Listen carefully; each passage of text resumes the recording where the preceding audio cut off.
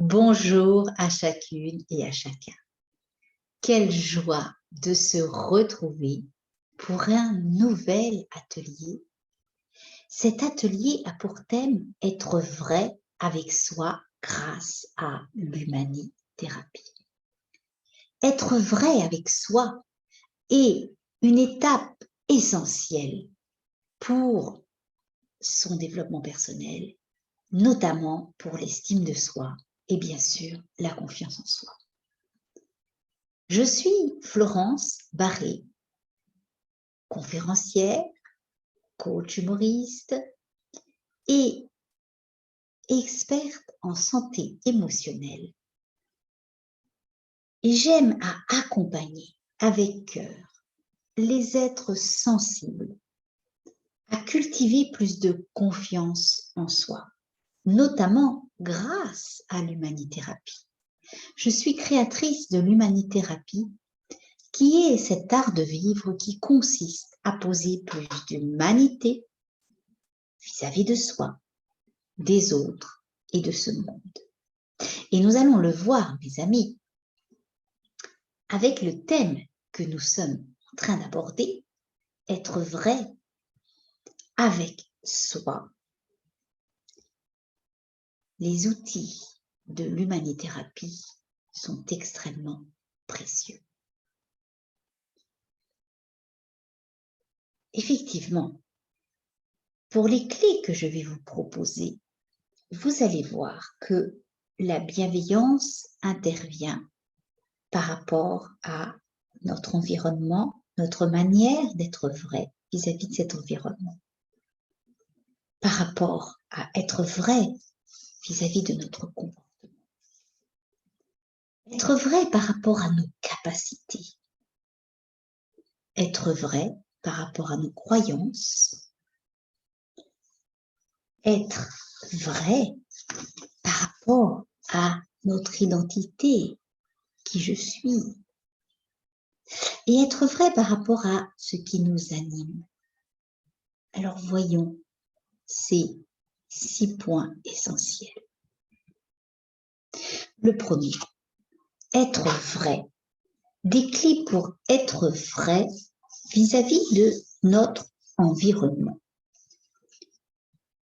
Nous avons bien sûr des contraintes par rapport à cet environnement dans lequel nous sommes, que ce soit par rapport à parfois des obligations professionnelles, familiales, la société dans laquelle nous sommes. Mais là où c'est important, où être vrai avec soi joue un rôle essentiel, c'est d'essayer le plus possible d'être en accord dans la manière dont nous nous positionnons malgré ces contraintes de l'environnement. Je vais donner un exemple tout concret. Nous ne sommes pas obligés, par exemple, de subir, si cela ne nous convient pas, en continu des informations qui nous amènent sans cesse des éléments qui sont souvent basés sur véhiculer des catastrophes, des choses difficiles. Nous pouvons choisir par rapport à cet environnement qui est là de consommer, entre guillemets, cette information avec parcimonie. Et c'est un des exemples que j'aime à citer dans Être vrai. Être vrai, c'est rester soi, quoi que l'on nous donne comme information extérieure. C'est toute une démarche, mais qui est extrêmement libératrice, qui permet de se positionner vis-à-vis de soi-même, mais aussi des autres et de ce monde en tant qu'acteur de ce que nous vivons, en tant qu'actrice aussi. Cela change complètement notre dynamique et notre vision du monde. Bien sûr, il y a toujours les catastrophes dans ce monde, il y a toujours les choses qui sont compliquées, mais nous pouvons, dans l'attitude que nous posons vis-à-vis de cet environnement, garder une sage distance et rester vrai, rester nous-mêmes. Cette manière de vivre dans l'environnement, elle est vraiment extrêmement importante. Le deuxième point, c'est être vrai vis-à-vis de son comportement. Être le plus possible en accord avec soi. Cela permet notamment de lâcher les injonctions qui sont par exemple de devoir absolument être approuvé, de devoir être conforme ou de devoir être parfait. Nous voyons comment ces injonctions en fait nous emprisonnent et ne permettent pas d'être vrai, d'être soi,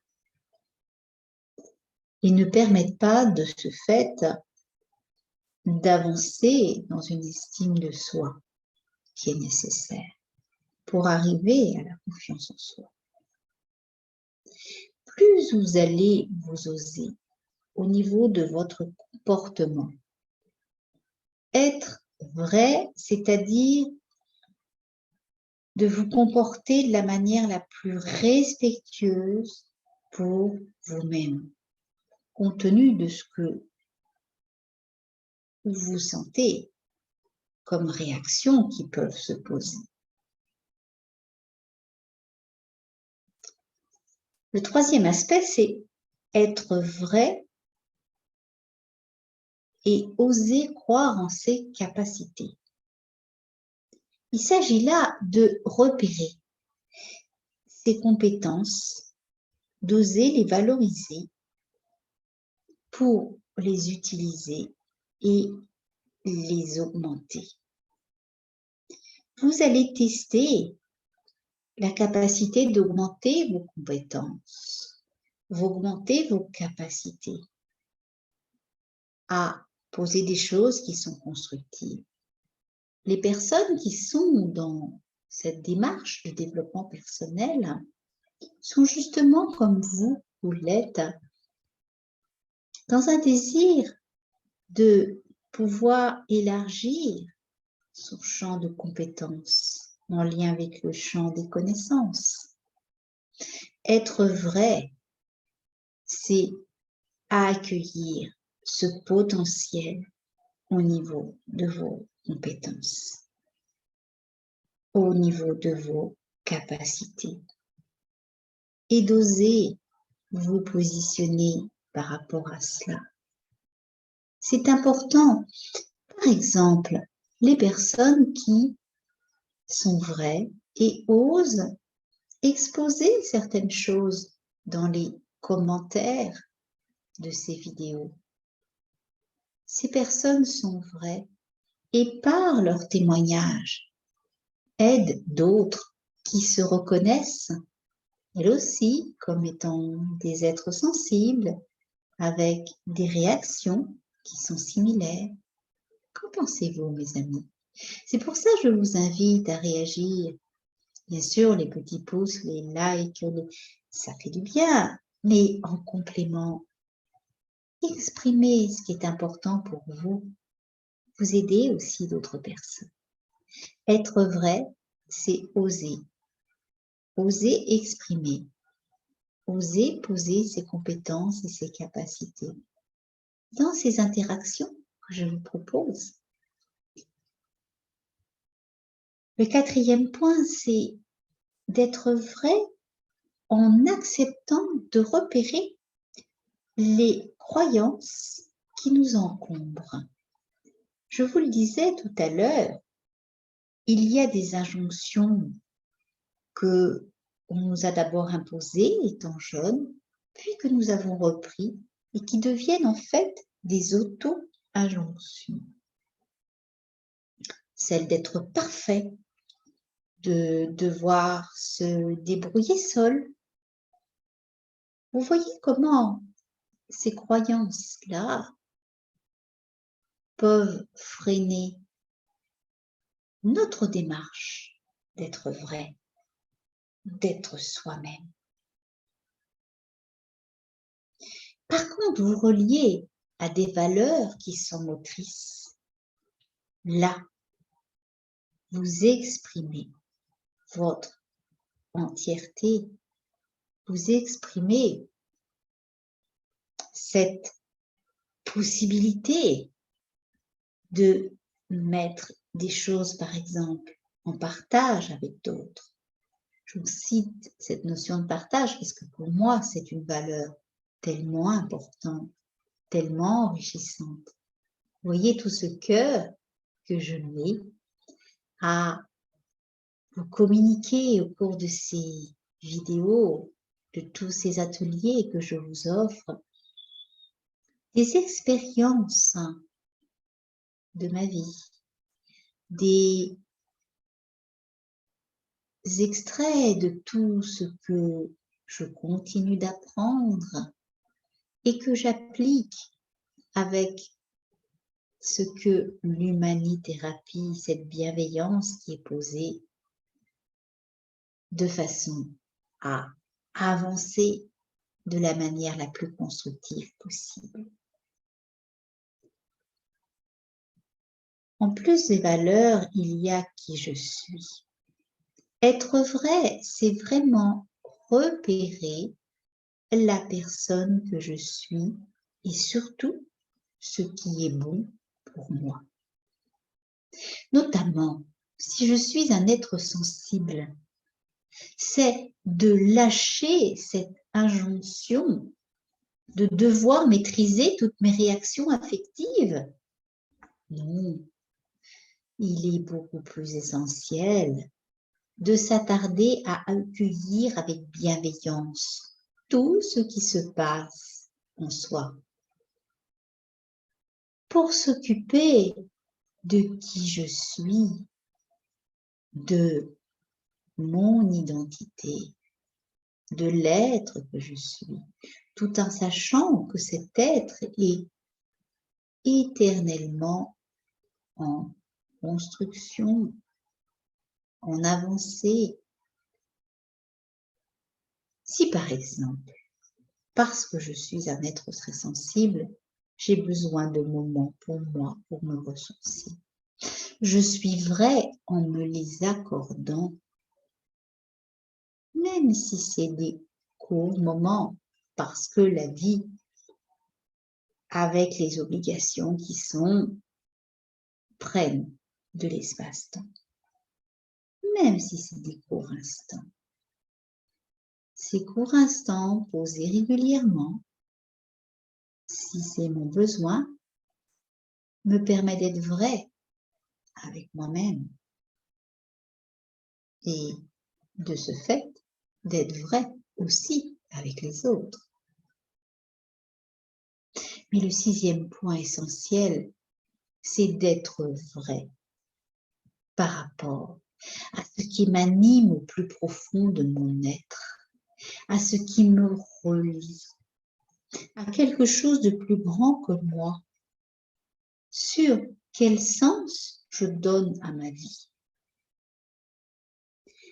Au-delà des croyances que nous pouvons avoir, ce sens que je donne à ma vie, il est essentiel. Et être vrai, c'est être complètement aligné avec ce sens que je donne à mon existence. Vous avez là, mes amis, quelque chose de très important. Qu'en pensez-vous? Si je vous résume la quintessence de cet atelier, c'est de vous dire que être vrai apporte une délivrance. Et que la manière de vivre telle que notamment l'humanithérapie propose, en posant cette humanité vis-à-vis de vous, vis-à-vis des autres et de ce monde, cela nous permet de poser essentiellement de l'harmonie. Et je vous résume les 6 points. De l'harmonie vis-à-vis de votre environnement. De l'harmonie vis-à-vis de votre comportement, de vos capacités, de vos croyances et de vos valeurs, de votre identité et du sens de la vie. Mes amis, je vous invite à partager cette vidéo pour informer, pour aider, pour contribuer à permettre à d'autres personnes d'avancer dans ce cheminement qui permet une meilleure estime de soi et de ce fait une meilleure confiance en soi et de ce fait un mieux-être profond, durable, libérateur. Pour les personnes qui souhaitent aussi avancer avec l'humanithérapie, vous êtes les bienvenus. Il y a déjà tellement de personnes qui témoignent de la joie que cela leur apporte. En attendant, mes amis, de vous rejoindre dans un prochain atelier, je vais vous inviter, avec la belle devise de l'humanithérapie, à cultiver en vous force et équilibre, à cultiver en vous force et équilibre. Et bien entendu, à cultiver cette qualité, cet art qui consiste à être vrai avec soi. Merci infiniment de votre attention. J'ai hâte de lire vos commentaires et d'y répondre. Je vous dis à bientôt. Merci encore de votre attention. Je vous adore. À très vite, les amis. Ce fut encore une joie d'être auprès de vous.